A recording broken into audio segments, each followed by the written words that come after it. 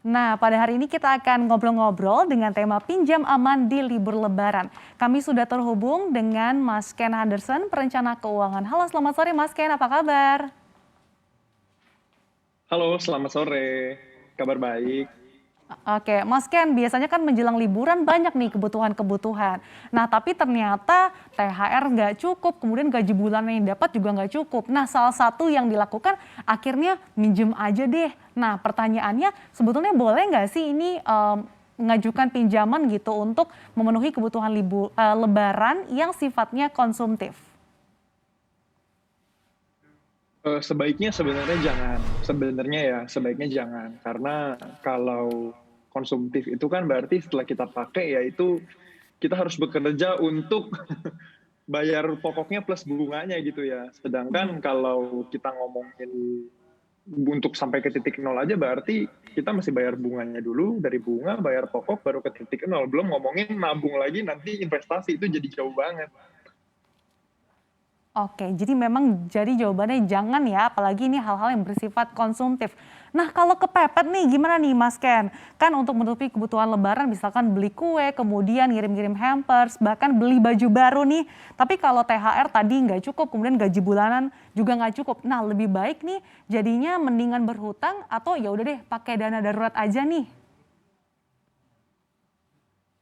Sebenarnya ini pilihan yang cukup dilematis ya buat teman-teman semua yang nonton pasti. Cuman kalau dibilang ngutang lebih baik jangan. Kalau emang ada dana yang sudah dia pakai dana darurat ya lebih baik gitu. Kalau misalkan kita ngomong cukup atau enggak, sebenarnya kan kita bisa mencoba cukupkan dengan apa yang ada. Jadi kita yang sesuaikan ya. Jangan sampai kita karena untuk kebutuhan lebaran malah kita jadi minus atau bahkan ngutang. Nah, kalau pada meminjam nih dananya dengan alasan untuk pegangan aja nih atau buat jaga-jaga. Nah, alasan ini gimana nih Mas Ken? Agak bahaya sih sebenarnya kalau kita minjem. Sebenarnya gini, kalau misalkan ada yang minjem, logiknya kan ketika kita pinjam itu kita harus tahu gimana cara balikinnya, plus bunganya itu berapa. Nah, jangan sampai ketika udah minjem, malah nggak bisa balikin plus nggak bisa balikin bunganya. Karena kalau misalkan kita ngomongin zaman sekarang ada fintech untuk pinjam uang, dan bisa dibilang bunganya cukup besar ya. Jadi pertanyaannya balik lagi, apakah kita bisa balikinnya atau enggak? Nah, kalau Oke. makanya dari awal kalau sebenarnya boleh bilang lebih baik jangan, lebih baik jangan, jangan Oke, pinjam gitu. jadi kalau bisa nih jangan minjem, tapi kalau udah kepepet tadi ya harus tahu nih, tahu cara balikinnya dan juga tadi diperhatikan lagi bunganya seperti apa. Nah, perencanaan pengeluaran saat Ramadan dan Lebaran ini kan adalah hal yang krusial ya Mas Ken, agar bisa bebas dari pinjam duit atau utang. Nah, sebetulnya kiat-kiat mengelola keuangannya seperti apa sih Mas Ken? Oke, kalau untuk mengelola keuangan, merencanakannya, sebenarnya yang namanya lebaran itu kan setiap tahun ada, betul ya? Nah, ketika kita udah tahu tahun depan lagi pasti ada bulan Ramadan, ada lebaran, dan butuh pengeluaran besar, sebenarnya kalau mau ngomong bener nih, harusnya ya kita dari bulan-bulan setahun sebelumnya, ketika kita terima uang, itu kita sisihkan. Jadi kita bikin budget, kita jadi tahu kira-kira kalau mau balik mudik, ya, well tahun ini kan nggak boleh mudik ya. Kalau Mhm. tahun depan udah boleh mudik, kira-kira perkiraan pengeluarannya berapa sih? Kalau kita mau beli kue, kita mau beli kebutuhan untuk keluarga, kita mau bawa kado buat ponakan, nah sebenarnya itu bisa kita setting angkanya dari sekarang ini, dan setiap bulan ketika kita bekerja, nah gajinya itu kita sisihkan, supaya nanti ketika lebaran tahun depan udah aman, uangnya udah ada. Oke, jadi memang kalau bisa sudah disisihkan nih dari penghasilan kita setiap bulannya supaya nanti sudah siap gitu ya menjelang lebaran. Nah, kalau tadi, Mas Ken ini sudah kasih tahu gitu ya, seperti apa sih kiat-kiat mengelola keuangannya gitu sebelum lebaran dan ternyata memang kita sudah harus persiapkan nih jauh-jauh dari sebelum lebaran, salah satunya dengan menyisihkan pendapatan kita dari gaji bulan kita. Nah, Mas Ken, beberapa orang ini kan, masih beruntung gitu ya, masih mendapatkan THR bahkan full gitu. Nah, sebetulnya bisa nggak sih uang THR ini dimaksimalkan supaya nanti pas lebaran duitnya bisa dimaksimalkan nih untuk persiapan lebaran? Maksimalkannya ini maksudnya dipakai atau maksimalkan gimana? Dipakai lebaran, Mas Ken? Oh, oke. Sebenarnya, ketika kita ngomongin THR turun, THR itu kan, berarti 1 kali gaji gitu ya. Begitu kita udah punya gaji plus THR jadi ada lebih banyak. Nah, kita kan harusnya kalau ngomongin yang benar, harusnya kita udah tahu kebutuhannya kita tiap bulan itu berapa. Nah, sebenarnya dari gaji kan udah cukup. Begitu kita punya THR, itu kan ada uang lebih ya.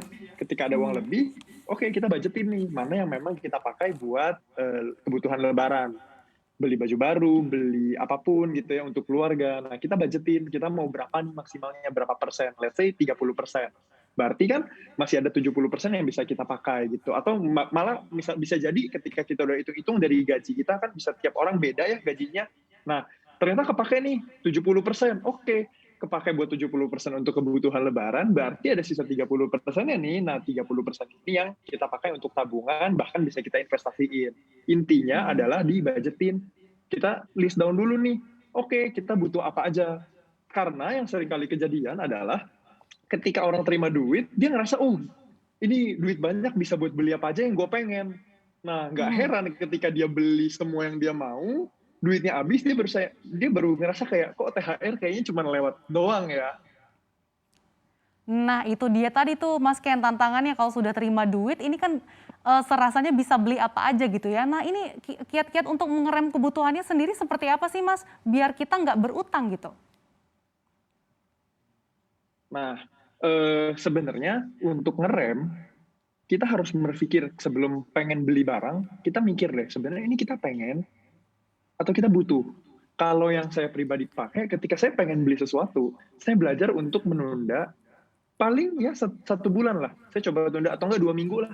Setelah 2 minggu ke depan, saya cek sebenarnya saya masih pengen nggak sih? Atau gue cuman pengennya pas kemarin doang, terus sekarang udah biasa aja gitu. Jadi ketika udah biasanya kan kita nggak harus beli. Nah, sebisa mungkin kita jangan sampai hutang untuk membeli apa yang jadi keinginan. Kalau kebutuhan, bagaimana ya, kalau kebutuhan kita coba untuk budgetin, supaya kalau emang itu butuh beli, kita udah ada uangnya, seperti itu. Oke, jadi harus coba pisahkan lagi nih, mana kebutuhan, yang mana keinginan. Kalau misalkan itu kita coba deh tunda dulu 2 minggu atau sebulan ya, supaya mengetahui ini benar-benar kebutuhan atau cuma keinginan. Nah, Mas Ken, sebetulnya kalau misalkan kita jadinya berutang nih atau meminjam, sebetulnya proporsi maksimal nih dari penghasilan kita nih penghitungannya seperti apa sih? Kalau kita ngomongin pinjam, sebenarnya kalau ditanya boleh atau enggak, saya nggak bisa jawab boleh atau enggak. Cuman saya kalau boleh nganjurin, sebaiknya kita kalau sampai harus pinjam uang, kita yakin kalau kita memang bisa bayar. Jadi kita sudah punya uangnya untuk bayar atau kita sudah punya kemampuannya untuk membayar. Nah, Mhm. persentasenya berapa, aku akan balikin ke masing-masing dari semua pemirsa yang nonton, tapi kalau bisa 30% itu sudah sangat-sangat, cukup ya, jangan lebih dari itu. Kalau lebih dari itu nanti takutnya ganggu porsi keuangan yang lainnya. Oke, jadi kalau bisa jangan lewat nih dari 30% kalau kepepet banget ya. Nah, Mas Ken kalau kepepet banget nih, misalkan sekarang ini kan alternatif pembiayaan sudah semakin banyak, apalagi dengan banyaknya perkembangan teknologi ini makin banyak nih, ada fintech bahkan P2P lending. Nah, kalau terdesak menggunakan pinjaman online, aspek apa saja sih yang perlu diperhatikan sebelum seseorang memutuskan untuk melakukan pinjaman online? Oke, jika emang harus melakukan pinjaman online, aspek yang dicek adalah apakah, fintech-nya ini legal atau enggak, dan kita juga harus cek, maksudnya secara bunganya itu berapa. Jadi tiap-tiap fintech pasti ada perbedaan ya di angka persentasenya ya. Kan ada yang pembiayaannya, dalam waktu jangka berapa lama, berapa sebentar gitu ya. Nah, itu harus kita sesuaikan juga, Mhm. supaya ketika kita memang benar-benar pemirsa harus ngambil pinjaman di fintech, itu kita tahu resikonya apa. Jadi kita berusaha mengukur resiko yang terjadi. Nah, yang jelek adalah ketika kita melakukan pinjaman, kita nggak mengukur resikonya, begitu resiko terjadi, bingung gitu, gimana nih balikinnya? Akhirnya yang terjadi adalah gali lubang untuk tutup lubang, dan ini kan jadi sangat-sangat bahaya ya. Ngerasa, "Ih dapat duit cepet nih," gitu, kepake cepet juga, terus minjem lagi untuk bayar yang tadi. Jadi dan itu akan berulang-ulang dan sangat disayangkan kalau sampai itu terjadi. Sehingga dari, sekarang ini, kalau memang pemirsa harus, eh, pinjam, dicek deh sebenarnya dia resikonya seperti apa, terus bayarnya ini kapan, bunganya berapa, mampu nggak ya kalau saya pinjam, saya mampu bayar atau enggak. Oke, nah ngomong-ngomong soal risiko yang bikin pusing tujuh keliling, nah ini juga ada persoalan nih di masyarakat, ada salah seorang warga yang ternyata nih minjem ke fintech lebih dari 40 fintech dalam sepekan nih, sampai-sampai dia pusing nih. Ini gimana nih Mas Ken? Saya juga pusing mendengarnya. Sebenarnya kalau bisa sampai kejadian seperti itu ya terus terang saya nggak tahu harus jawabnya gimana. Kalau di bank biasanya kan kita bisa restrukturisasi. Tapi kalau di fintech, kebetulan saya memang bukan seorang peminjam juga di fintech, jadi saya nggak bisa tahu lebih banyak dan nggak bisa anjurin Mhm. lebih banyak. Tapi kalau buat teman-teman yang mau minjam, lagi mau minjam, coba dipikirkan ulang kembali apa yang harus dilakukan supaya sampai menjadi seperti contoh yang tadi. Oke, jadi kemungkinan yang mungkin bisa dilakukan adalah restrukturisasi ya Mas Ken. Nah Mas Ken, ini kita sudah banyak nih pertanyaan yang masuk ke sosial media kami, tapi redaksi CNBC Indonesia telah memilih pemirsa yang mengajukan pertanyaan melalui Instagram CNBC Indonesia. Nah sudah ada nih pertanyaan yang terpilih nih yang beruntung adalah @fvwp. Pertanyaannya, cara aman untuk mengatur keuangan pinjaman ketika lebaran seperti apa nih? Nah, sebelum Mas Ken menjawab, kami ucapkan selamat ya kepada penanya yang terpilih nih karena mendapatkan brizi senilai Rp500.000. Dan nanti tim CNBC Indonesia akan menghubungi Anda ya. Baiklah Mas Ken, silakan langsung saja dijawab pertanyaannya. Oke, untuk mengatur keuangan pinjaman ketika lebaran. Jadi ketika misalkan Anda pinjam uang, itu kan Anda dapat uang fresh. Nah, ini pertanyaannya uangnya buat apa? Nah, supaya nggak minus, berarti uang ini kita harus budgetin. Kita harus budgetin, oke, gue punya kebutuhan buat apa nih? Saya punya kebutuhan untuk beli baju misalkan. Saya punya kebutuhan untuk kasih ke orang tua, kasih ke ponakan.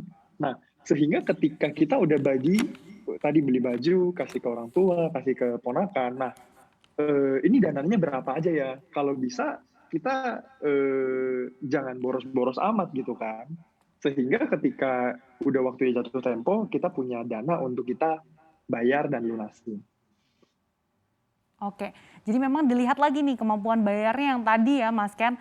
Nah tadi kan juga sudah sempat di-mention nih terkait dengan pinjaman online atau fintech lending. Tadi Mas Ken juga sudah sempat nih mention sedikit beberapa resiko. Nah sejumlah resiko yang kemungkinan bisa dihadapi ini apa saja sih Mas jika kita melakukan pinjaman online nih? Resikonya kalau sampai gagal bayar, pasti dicari sama debt collector kan. Nah, kalau kita harus tahu bahwa fintech itu sebelum kita pakai fintechnya, ketika ini aplikasi banyak aplikasi doang, bukan cuma fintech maksud. Ketika kita install aplikasi, pasti ditanyakan apakah dia diberikan akses untuk cek ke kontak kita, apakah dia diberikan akses untuk ke kamera.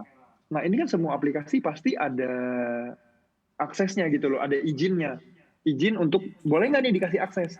Nah, ketika fintech itu diinstal, ini saya nggak pernah install buat pinjaman online-nya, tapi Hmm. saya pernah jadi orang yang ditanyain di SMS, dikasih tahu si ini si A dia ada pinjam uang nih, dia belum bayar. Jadi karena si aplikasi itu dapat izin untuk akses kontaknya, ketika orang tersebut gagal bayar, nah dikabarinlah ke seluruh kontaknya. Dan ini kan jadi sebuah social punishment ya. Mhm. Jadi dia memberikan hukuman kepada orang itu supaya orang-orang di kontaknya tahu kalau dia gagal bayar. Nah ini adalah resiko yang sebenarnya bukan cuma sekedar uang ya, tapi nama baik. Dan nama baik itu harganya mahal. Mhm. Oke, itu ternyata tadi ya sejumlah resiko selain juga tadi bisa gagal bayar juga. Nah, Mas Ken, sebetulnya gimana sih cara menangkisnya nih? Apalagi menjelang Lebaran ini kan makin banyak nih fintech-fintech ataupun mungkin penyalur pinjaman gitu yang menawarkan kepada kita di tengah kebutuhan menjelang Lebaran semakin banyak. Ini sebetulnya kiat-kiat menangkisnya seperti apa sih? Nah, kalau untuk menangkis sebenarnya kita tahu lah sebenarnya kalau punya cash itu seperti tadi yang seperti tanyain rasanya kalau punya pegangan uang tuh lebih aman. saya mengakui betul rasanya pasti merasakannya lebih aman. Tapi sebenarnya kita cross check lagi kebutuhannya kita untuk Lebaran itu buat apa aja. Mhm. Buat apa aja sehingga kita tahu, oh oke, kalau sebenarnya saya cuma butuh uang, let's say bisa dicontoh misalkan saya butuh 5 juta. Nah, untuk semuanya kan saya sudah hitung nih, kebutuhan selama Lebaran adalah 5 juta rupiah. Nah, sedangkan misalkan saya punya uangnya 3 juta, berarti yang saya lakukan pinjaman, kalau memang harus melakukan pinjaman, nggak punya dana darurat, nggak punya dana apapun, kalau emang harus melakukan pinjaman, ya yang dipinjam selisihnya aja. Artinya adalah pinjamnya 2 juta. Jangan pinjam lebih Mhm. dari itu. Supaya apa? Supaya kita sanggup untuk bayar dan kita nggak kena resiko yang paling buruk tadi. Oke, baik.